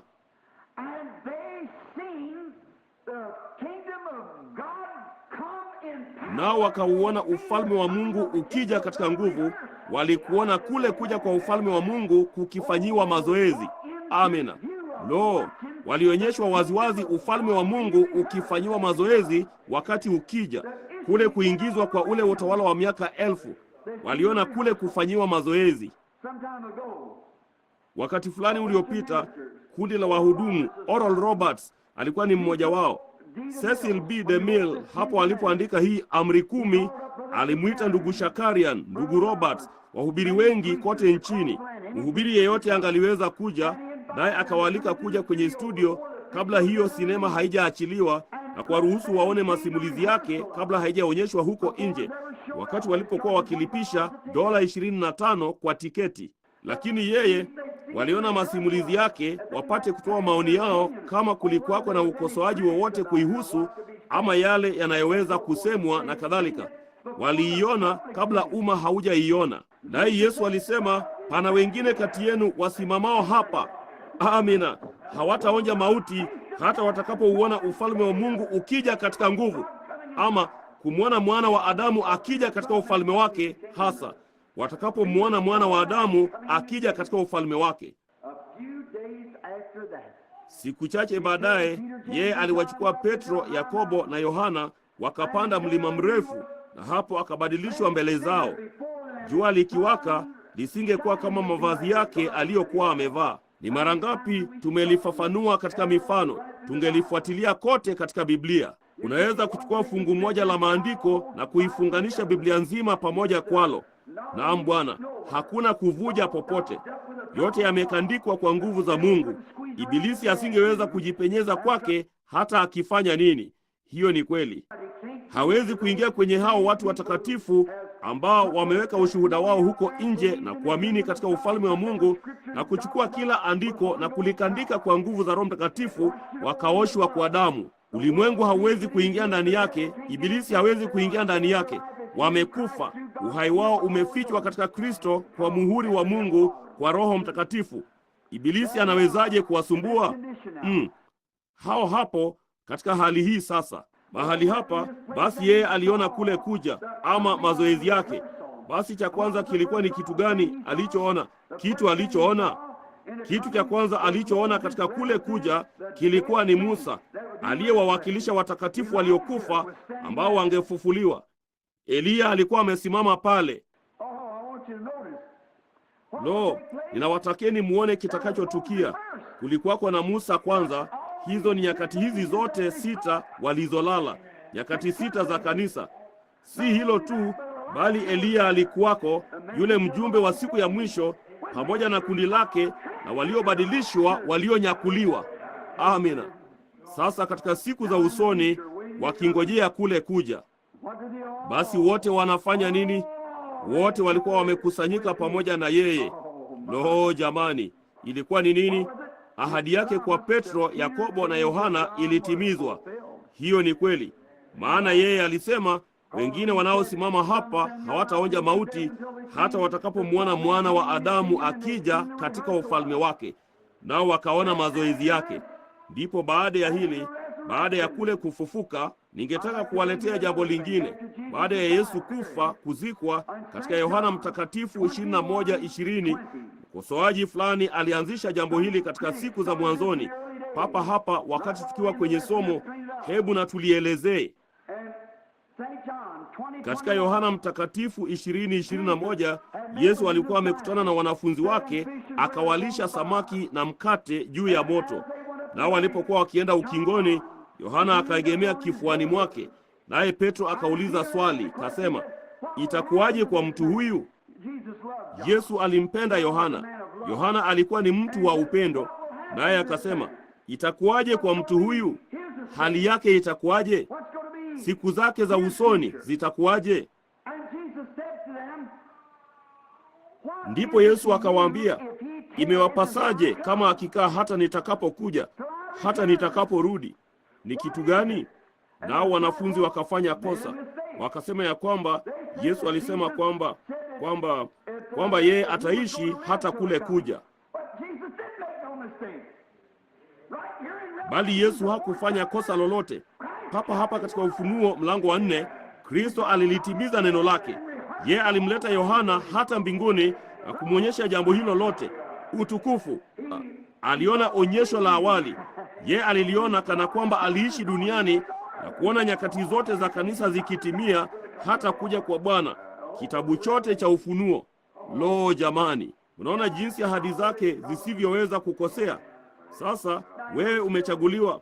Yakobo kufanya hivyo, Yohana, yeyote wa hao wengine, hata asingemruhusu Paulo kuliona, kulisimulia hata kidogo. Alisema, inawapasaje kama akikaa hata nitakapokuja? Na kwa kuwa walisema hivyo, yeye alimchagua tu Yohana na kumnyakua na kumwonyesha kitu hicho chote kabla hata hajafa, kama tu kwamba aliishi akaona kitu hicho chote, akamwonyesha jinsi itakavyokuwa. Ndugu Pat, hilo si nzuri sana? Mnaona, akamtoa moja kwa moja juu. Papa hapa mlango wa 4 na kifungu cha 2 inaithibitisha. Alimwonyesha mambo yaliyokuwapo, yaliyopo na yale yatakayokuja. Alimwonyesha wakati wa kanisa, kuja kwa Wayahudi, kumwagwa kwa yale mapigo, kunyakuliwa, kuja mara ya pili, na ule utawala wa miaka 1000 na makazi ya milele ya waliookolewa wake. Kama tu kwamba aliishi akayaona hayo yote na kuyaona yote yakitukia. Mnaona? Yeye alimpeleka tu juu na kumwonyesha ile filamu anayoifungua, akamruhusu kuona kitu hicho chote kikifanyiwa mazoezi. Jamani, amenyakuliwa, akaitimiza ahadi yake katika Ufunuo 4:2.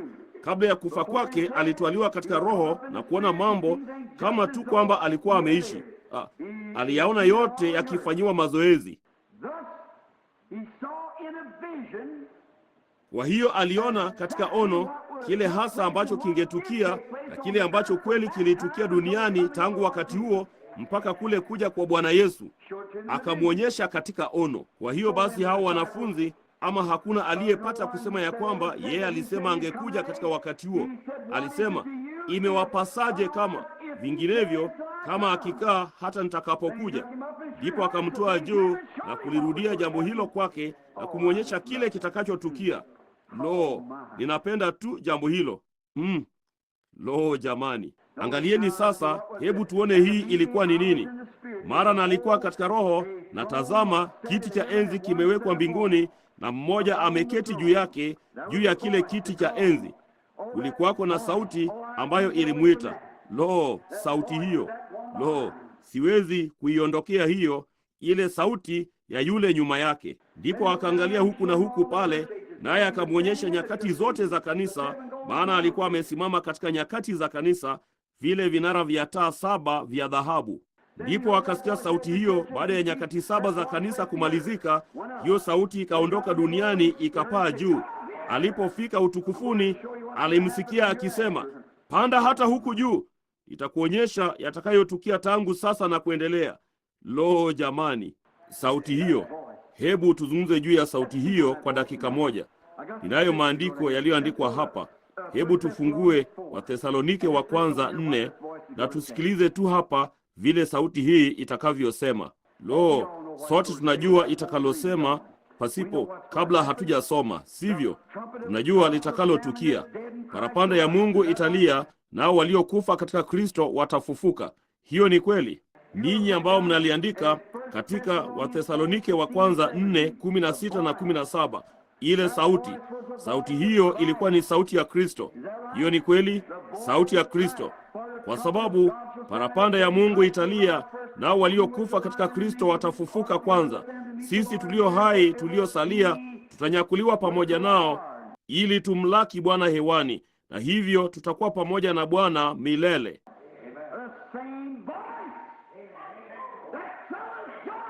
Sauti ile ile iliyomwita Yohana, panda juu. Sauti ile ile iliyomwambia Yohana, panda juu, ndiyo sauti ile ile itakayoliita kanisa siku moja. Amina, inayoliita kanisa. Pia sauti ile ile iliyomwita Yohana kupanda juu, ndiyo sauti ile ile iliyomwita Lazaro aliyekufa kutoka kaburini. Sauti ile ile ya malaika mkuu. Kristo ndiye ile sauti ya malaika mkuu, sauti ya malaika mkuu. Mnaona? Lo, sauti hiyo ya parapanda ya Kristo ilimwita Yohana apande juu. Sauti hiyo hiyo ilimwita Lazaro. Hivi mliona kwenye kaburi la Lazaro, yeye alinena kwa sauti kuu. Hakusema tu, Lazaro njoo huku, Lazaro njoo huku. Ilimwita kutoka kwa wafu, naye akajibu, mimi hapa. Naye akatoka katika wafu baada ya kufa na mwili wake kuoza. Sauti hiyo hiyo ilimwambia Yohana, panda hata huku, itakuonyesha mambo yaliyo karibu kutukia. Sauti hiyo hiyo itakayolia hapo wafu katika Kristo watakapofufuka. Kwa maana parapanda ni kitu gani? Sauti ya Kristo, ile ile ambayo ililia na kumwita apande juu. Yeye alisikia sauti kama ya baragumu ikilia na kusema, panda hata huku. Unaona jinsi ufufuo utakavyokuwa. Utakuwa katika dakika moja, kufumba na kufumbua jicho.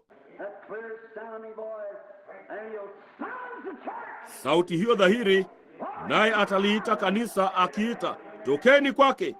Sauti hiyo kuu inayoita, Mungu nisaidie nikaisikie siku hiyo. Kama vile nimesema mara nyingi, ninajua kama mwanadamu, Rodney, ninajua ya kwamba kuna mlango mkubwa mweusi uliowekwa mbele yangu, unaitwa mauti. Kila wakati moyo wangu unapodunda, niko mdundo mmoja karibu zaidi na mlango huo. Baadhi ya siku hizi sina budi kuingia ndani yake, ila sitaki kwenda kama muoga nikilia na kupiga mayowe. Ninataka kwenda katika hili nikijivika mavazi ya haki yake, nikijua jambo hili kwamba ninamjua katika nguvu za kufufuka kwake, ya kwamba siku moja wakati atakapoita nitatoka miongoni mwa wafu. Wakati atakaponiita nionekane huko juu, parapanda ya Mungu itakapolia, nao waliokufa katika Kristo watafufuka. Kama nitakuwa hai, nitabadilishwa katika dakika moja, kufumba na kufumbua jicho, nami nitaenda pamoja na hao wengine huko juu kumlaki Bwana hewani. Hiyo sauti ya parapanda italia dhahiri kwa sauti kuu. Lo, itakuwa ni vile vile katika kuja kwake. Hakuna sauti isiyojulikana kwake. Hakukuwa na kitu kisichojulikana kwa Yohana wakati aliposikia sauti hiyo ikisema, panda huku, naye akaja. Amina. wakati Lazaro katika wafu kaburini, nayo nafsi yake safari ya siku 4 mahali fulani. Sijui mahali ilipokuwa, sidhani yeyote wetu anajua. Popote ilipokuwa haikuleta tofauti yoyote. Yeye alifanya wito mmoja tu kwa mtu ambaye mabuu ya ngozi yalikuwa yakiula mwili wake, ananuka kaburini. Hiyo parapanda iliyosikika dhahiri ilisema, Lazaro, njoo huku. Hapo mtu aliyekuwa amekufa na kuoza akajitikisa na kutoka kaburini akitembea. Hakuna kisicho dhahiri kuhusu hilo, sivyo ndugu? Hakuna kisicho dhahiri hapo. Ni jambo lile lile usiku wa leo, wakati sauti inayosikika dhahiri inaposema, ewe mwenye dhambi, tubu, nitakupa uzima wa milele. Tubuni kila mmoja wenu, mkabatizwe katika jina la Yesu Kristo kwa ondoleo la dhambi zenu, nanyi mtapokea kipawa cha Roho Mtakatifu. Hiyo ndiyo miito, hakuna utata kulihusu hilo. Mimi ni shahidi kwamba ni kweli. Wapo mashahidi wengine, mamilioni yao kote ulimwenguni leo hii, ambao ni mashahidi kwamba ni kweli. Wakati Biblia inapokuja, maneno ya Mungu, kila neno la Mungu ni parapanda. Kila sauti ya neno ni parapanda, parapanda ya Injili. Na wakati inapolia ni kweli. Wakati iliposema Yesu Kristo, yeye yule jana, leo na hata milele, hakuna kisichojulikana kuhusu hilo. Ni yeye yule. Naam Bwana. Tubuni mkabatizwe katika jina la Yesu Kristo, mtapokea kipawa cha Roho Mtakatifu. Hakuna kisichojulikana kuhusu hilo. Yeye ayasikiaye maneno yangu na kumwamini yeye aliyenipeleka yuna uzima wa milele. Yeye aniaminie mimi, ajapo kufa, hata hivyo atakuwa hai. Yeye aishie na kuniamini mimi, hata kufa kamwe. Unasadiki haya? Hakuna utata kuhusu hilo. Ataishi. Yeye ailaye nyama yangu na kuinywa damu yangu yuna uzima wa milele, nami nitamfufua tena katika siku ya mwisho. Hakuna kisichojulikana kuhusu hilo. Hakuna, ni sauti ya hakika. Ninaijua. Niliisikia ikilia kwenye maskini moyo wangu wa Kiairishi siku moja, mimi maskini mwenye dhambi. Ingenifanyia namna gani kamwe? Lakini niliamini ilikuwa ni sauti ya hakika, nikaikubali. Mimi ni shahidi kwamba hiyo ni ya kweli. Siku moja yeye ataita tena, tutatoka ulimwenguni, kwa sababu hakuna utata kwa parapanda hiyo. Naam Bwana. Naam Bwana, hakuna sauti isiyojulikana wakati wowote. Yeye hutoa sauti leo hii wakati anapotuita. Ni vivyo hivyo anapotuambia lolote. Sasa hebu turudi kwenye kile kifungu. Na tazama, kiti cha enzi kimewekwa mbinguni, kifungu cha 2, na mmoja ameketi juu yake. Angalieni, kiti cha enzi, aliketi kwenye kiti cha enzi. Hakuwa tena huku chini katika vile vinara vya taa sasa duniani. Unyakuo ulikuwa umekuja. Alikuwa utukufuni, ameketi kwenye kiti chake cha enzi. Ninataka muone huku chini. Tutaona hata katika mlango wa 5, hakikuwa ni kiti cha enzi cha rehema. Hakikuwa ni kiti cha enzi cha rehema tena, kilikuwa ni kiti cha enzi cha hukumu. Hakikuwa ni kiti cha enzi cha neema, kilikuwa ni kiti cha enzi cha hukumu, kwa maana moto na umeme na ngurumo zilitoka kwake. Hakuna tena, rehema imekwisha. Wakati wa kanisa umekwisha. Aliye mchafu azidi kuwa mchafu, aliye mwenye haki azidi kuwa mwenye haki, aliye mtakatifu azidi kuwa mtakatifu bado. Sio tena kiti cha enzi cha rehema. Usiku wa leo, damu iko kwenye kile kiti cha enzi, na ni kiti cha rehema kwa kila mwenye dhambi anayetafuta rehema. Lakini kwenye siku hiyo hakitakuwa ni kiti cha rehema tena, kitakuwa ni kiti cha hukumu, pamoja na Mungu mwenye hasira ameketi pale. Wapi? Kama mwenye haki ataokolewa kwa shida, mwenye dhambi na aliye muovu ataonekana wapi? Hata atakapokuja katika mawingu ya utukufu wake, milima itajaribu kupata mahali pa kujificha. Tutakaa wapi sisi basi? Mtiririko huo ni wa thamani, unaonifanya mweupe kama theluji. Sijui chemchemi nyingine ila damu yake Yesu. Jamani, ni somo la jinsi gani! Hakuna sauti inayotatanisha, na kiti chake cha enzi, na yeye ameketi juu ya kiti chake, hayuko tena hapa. Sasa hilo ni jambo lingine, ni thibitisho ya kwamba kanisa linatwaliwa juu kabla ya ile dhiki kuu. Mnaona kwa nini? Huyu hapa kwenye kiti cha enzi utukufuni, nalo kanisa limeondoka, ndipo ile dhiki inakuja. Siku zote nimesema ya kwamba katika siku za Nuhu alikuwa ndani ya safina kabla tone moja la mvua kuanguka. Lutu alikuwa nje ya Sodoma kabla moto kushuka, nalo kanisa litakuwa utukufuni kabla ya atomiki kuanguka. Hiyo ni kweli, kabla ya atomiki kuanguka. Unasema, na ile ya kwanza je? Ilikuwa juu ya makafiri, sio Wakristo. Sasa angalieni, yeye amemaliza kazi yake duniani na amelichukua kanisa lake, na sasa anaituma hukumu. Ulimwengu ulimkataa, naye anatuma hukumu yake. Yeye pamoja na kanisa lake wameenda utukufuni. Yohana kule kwenye kisiwa cha Patimo, ufunuzi kwa kanisa, amekuwa ni mfano wa kanisa ambalo limeinuliwa hata utukufuni. Njoo hata huku, ikionyesha, mnasema, ati aliliwakilisha kanisa. Kwa kila mtu anayelisikia neno hili, Yohana alimwakilisha. Amina. Yohana alikuwa ni mwakilishi wa damu ya Yesu Kristo, ule ushuhuda wa neno. Alikuwa ni shahidi wa ubatizo wa Roho Mtakatifu pamoja na ushirika wa kibinafsi pamoja na Kristo, naye aliliwakilisha kanisa lote, kwamba kila mwanamume au mwanamke, mvulana ama msichana aliyewahi kumwamini Kristo akamkubali kwenye misingi ile ile, siku moja ataitwa, njoo huku juu, anyakuliwe kabla ya ile dhiki. Kumbukeni, ule wakati wa dhiki haujaanza bado, huu ukiwa ndio ule wakati, kule kuwekwa kwa ile hukumu. Yohana anaonyeshwa sasa kile kitakachotukia baada ya wakati wa kanisa. Unaona, ndivyo ilivyokuwa. Sasa angalieni tena katika kifungu cha 3 ama cha 2, kiti cha enzi kilichowekwa mbinguni, na mmoja ameketi juu ya kiti cha enzi. Sasa roho yule yule aliyekuwa duniani alikuwa ameondoka na kwenda utukufuni, na alikuwa ameketi. Yesu, yeye yule aliye pamoja nasi usiku wa leo katika rehema, alikuwa ameenda utukufuni na ameketi juu ya kiti cha enzi. Naye aliyeketi juu ya kiti cha enzi alionekana mithili yake kama jiwe la yaspi na akiki, na upinde wa mvua ulikizunguka kile kiti cha enzi, ukionekana mithili ya zumaridi. Nitaondoka, maana kuna ndugu wengine watakaohubiri. Labda nitalichukua hili asubuhi papa hapa. Na kwa hiyo ukionekana mithili ya zumaridi. Jamani, wapo watu karibu kila mahali ambao mioyo yao yote inawaka moto. Hivi hamlipendi hilo?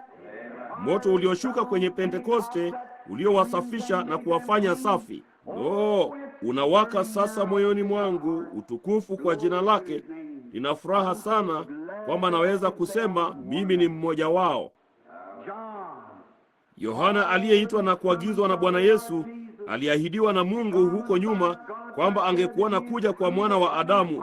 Petro, Yakobo na Yohana na hao wengine wakiweko, wakati Yesu aliponena nao na kusema, wapo wengine wanaosimama hapa ambao hawataonja mauti hata watakapomwona mwana wa Adamu akija.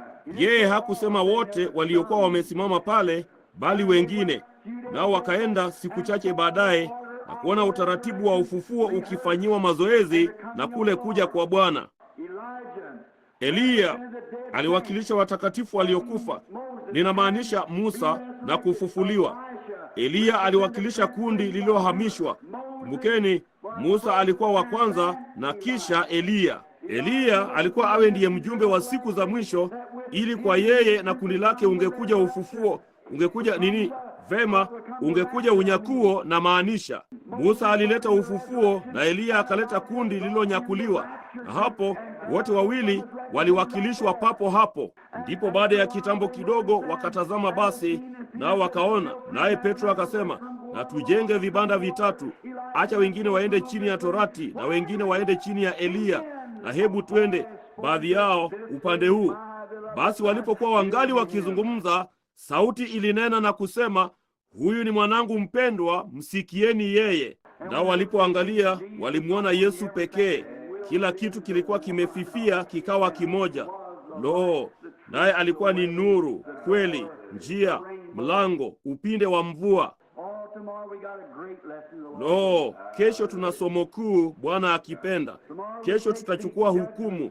Tutachukua jiwe la akiki, tuone kile linachowakilisha kazi yake. Pia tutachukua lile la yaspi, na tutachukua mawe yote mbalimbali. Nasi tutachukua haya yote kote kupitia kwa Ezekieli, turudi katika Mwanzo, turejee kwenye Ufunuo, tuje katikati ya Biblia, tuyafunganishe pamoja, mawe haya mbalimbali na rangi na kadhalika. Kisha tutayarejesha moja kwa moja kwenye hilo, tuone iwapo hilo si kweli. Mnaona, tuone kama si rangi ile ile na kila kitu kile kile, naye Roho Mtakatifu yule yule, Mungu yule yule, akionyesha ishara zile zile, maajabu yale yale, akifanya jambo lile lile kama tu alivyoahidi. Yeye aliwaambia Petro, Yakobo na Yohana na hao wengine waliosimama pale, wanafunzi wake wote, kasema, wengine wenu hawataona mauti mpaka watakapomwona Mwana wa Adamu akija katika ufalme wake. Kamwambia Yohana, kasema, Petro alisema, utafanyaje naye? Yeye jamaa huyo itakuwaje kwake? Akasema, inawapasaje kama akiniona mimi nikija? Naye akamwacha aishi kukuona. Wengine wakiisha kufa na kuondoka, Yohana aliishi kuona kuja kwa Bwana kukifanyiwa mazoezi katika nguvu. Mandhari yote imewekwa tangu wakati wake hata kumalizika kwa ile hukumu, na ule utawala wa miaka 1000 umeanzishwa. Yohana aliona kila sehemu yake, na ule utawala wa miaka 1000 umekwisha, na wakati wa ule ufalme ukaanza. Kwa hiyo yeye hutimiza neno lake, sivyo? Tutalitia alama kwenye kifungu cha pili. Bwana akipenda, tutaanzia kwenye kifungu cha 3 asubuhi. Na tuinamishe vichwa vyetu. Ni wangapi usiku wa leo katika kanisa hili wanaojua, ndugu yangu, ya kwamba, dada, ya kwamba utaitwa siku moja, uwe tayari ama usiwe? Kama umejiweka tayari ama la, utaitwa kwenda kukutana na Mungu. Parapanda hiyo italia, na itakapolia itatoa sauti ya hukumu kwako, mahali ambapo hutaishi tena, nawe utateswa katika mashimo ya ibilisi ya kuzimu kwa labda mamilioni ya miaka, ama itakuita huko juu ukawalaki watakatifu waliotukuka. Hakika tu kama vile Mungu alivyolitimiza neno lake kwa Petro, Yakobo na Yohana, hakika tu kama vile alivyolitimiza kwa mpendwa Yohana mfunuzi, hakika tu kama vile alivyoitimiza ahadi yake kote katika nyakati za kanisa, ni hakika hivyo kwamba aliahidi katika siku hizi za mwisho atatuma mvua ya vuli na atamrudisha Roho yule yule aliyekuwa juu ya nchi ndani yake. Nuru itakuja wakati wa jioni na kuonyesha nguvu zile zile, ishara zile zile, na kila kitu alichofanya katika siku zake angezionyesha tena katika mlango huu uliofunguliwa katika siku za mwisho. Hii hapa tunaye moja kwa moja pamoja nasi sasa, Roho Mtakatifu Yesu Kristo, yeye yule jana, leo na hata milele. Wewe ni anawahubiria, anawafundisha, anajaribu kuwafanya muone yaliyo mema na mabaya. Ni Roho Mtakatifu mwenyewe akinena kupitia midomo ya wanadamu, akifanya kazi miongoni mwa wanadamu, akijaribu kuonyesha rehema na neema. Na wewe hujampokea bado, na kwenye usiku huu wa mkesho wa mwaka mpya ungetaka kuinua mikono yako kwa Mungu na kusema, Mungu, jalia nipokee nguvu zilizokuwa juu ya Yohana mfunuzi, kwamba wakati nitakapoitwa nitaonekana mbele zako katika amani kama alivyofanya. Inua mkono wako. Mungu akubariki. Mungu akubariki kote kanisani tu. Mungu awabariki. Jalia niwe tayari kuitikia miito yangu.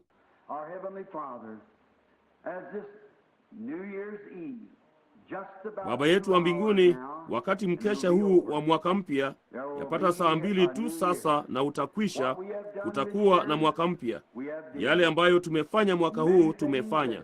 Mambo mengi ambayo nimefanya, ambayo ninajionea aibu, ninayatubia hayo Bwana. Pia kuna mambo mengi ambayo nimefanya, ambayo wengi wa ndugu zangu hawakuyaelewa. Wengi wa ndugu zangu huko nje hudumani hawaelewi ni kwa nini nimeyafanya. Lakini Baba, niliyafanya kwa sababu niliongozwa kuyafanya. Ninaomba Baba ya kwamba kamwe wewe hutaniacha niaibike kwa uongozi huo, lakini endelea kuniongoza Bwana, kuendelea kufanya kama ninavyoongozwa kufanya. Nisaidie Mungu, kwa kuwa kwa unyofu ninatafuta kujua mapenzi yako, kusudi niweze kuyafanya kuwaletea, kama ulivyonionyesha miaka mingi iliyopita nilipoliacha kanisa hili, watu wa ulimwengu mkate wa uzima. Wakati nilipouona ule mlima mkubwa wa mkate na watakatifu waliovikwa mavazi meupe wakitoka kote ulimwenguni kula mkate huu wa uzima. Mungu, nijalie. Mungu, nijalie kamwe nisikose kuwalisha watu mkate wa uzima. Wabariki hawa watu wenye njaa humu ndani, walioinua mikono yao sasa hivi, wanatafuta uzima zaidi. Ninaomba kwamba utawajaza na Roho Mtakatifu Bwana, kila mmoja wao. Mungu, tujalie. Wape baraka, wasaidie ndugu zetu kila mahali. Wabariki ndugu zetu wahudumu wanaojiandaa kuja huku tena. Sasa katika dakika chache, wengine watakuwa wakizungumza.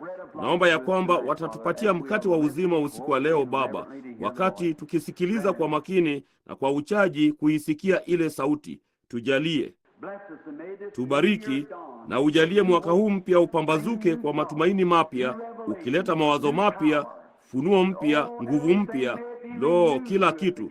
Jalia zifanywe upya kwetu tena, Bwana, baraka na ahadi zako. Tunajikabidhi kwa maombi yetu mikononi mwako, katika jina la Yesu Kristo. Amina. Asanteni ndugu zangu na dada. I'm sure we can all rejoice we wasn't in any hurry at all, but been delighted to have just kept listening to Brother Branham here tonight, bringing us this message. And it's the message that encourages us because we know that God is in it. Amen. And that what he has said, he is well able to perform it even unto his coming again. Yes. And he will do it. Not only that, I've oftentimes said that we say a lot of times to people, do you believe that Jesus Christ can heal you? And of course you can usually get a consent to it, but the thing of it is, do you believe he'll heal you now? Amen. Then sometimes people says, well, I don't know. The lady that just passed away at the hospital went in to see her. Said, sister, do you still believe that Jesus saves? She said, yes, I do. I said, do you believe that Jesus Christ heals? She said, yes, sir, I do. I said, do you believe he heals you right now? She said, that I don't know. And I said, sister, you can know it because the promise is to you. Amen. Amen. He's made the promise. Now, while we're going to hear another one of our brothers here, we have several around, and this, on New Year's Eve, we don't have a prearranged program. We just come together and let God move as he directs and leads. Amen. And, you know, it's been a long time since we've heard Brother Pat Tyler and give his testimony or whatever the Lord lays on his heart. And we're going to ask Brother Pat to bring whatever God lays on his heart. But before he comes up, good Christian brother back there, Brother Randall Hindman, and he's here, and he has the talent for the Lord to sing. And, you know, I've just desired him to be able to use that talent for the glory of God. So I'm going to ask Brother Randall if he would come up and sing for us. He's sung for us one or two times here, and we want to ask him to use his talent again tonight for the Lord Jesus, if you will, if he'll come now to sing for us. He's got some youngsters back there he's helping take care of, but maybe he can get away now to come up and sing for us. While he's doing that, we also have Brother Kinder back here. We love Pentecostal brother. We're happy for him. And we have Brother J.T. Parnell back there somewhere. I think he's sitting right back there on the outside of the row. Mighty happy for all these good Christian brothers, others of the faith. And let's see. Brother Beeler's back here too. Yes, Brother Beeler is here. And